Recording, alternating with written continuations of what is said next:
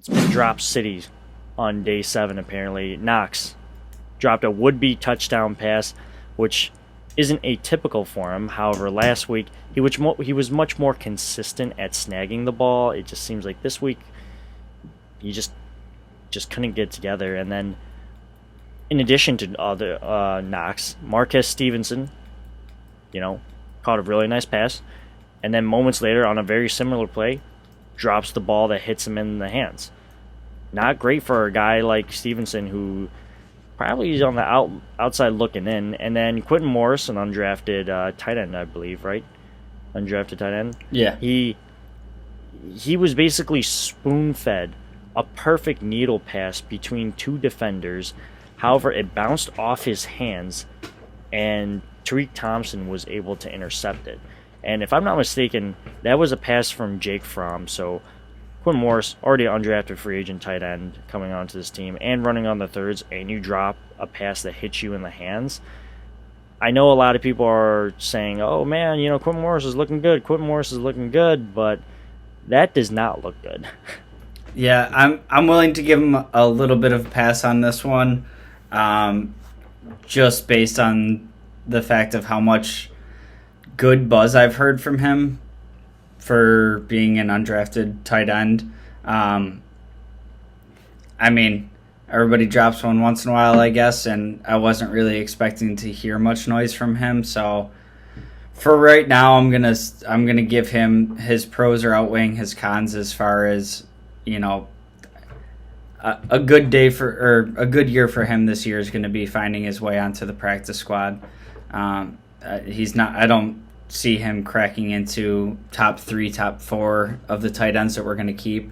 Mm-hmm. So I'll chalk this one up to a little bit of a case of the yips from a young man. But yeah, you touched on it with Stevenson.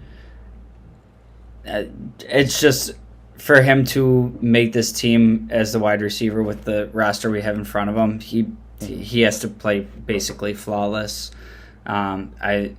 Like I said, I'm very interested in what we have in him going forward, especially with an aging Cole Beasley and Emmanuel Sanders being up there.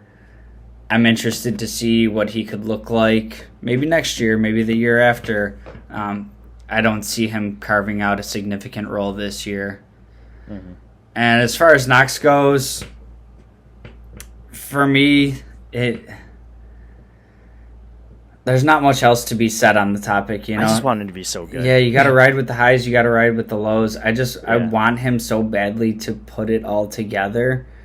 And with all his physical abilities, if he could just get rid of the dropsies, you're talking about one of the best tight ends in the league, possibly.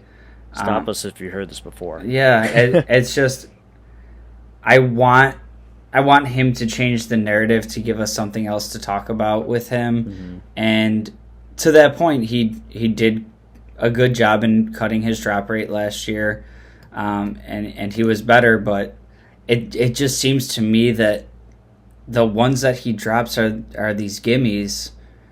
And then 2-3 plays later, he'll catch this leaping, one-handed, through contact, toe tap in the end zone play. And then he'll have one where he's like wide open in the flat, and those are the ones he drops. So personally, he's still my tight end 1 on this team. Really no surprise as a Bills fan that we're still having questions and struggling with what the tight end position looks like, because my entire lifespan of being a Bills fan, we haven't really had any sort of real groundbreaking threat at tight end. And as far as I can tell right now, that's kind of continuing.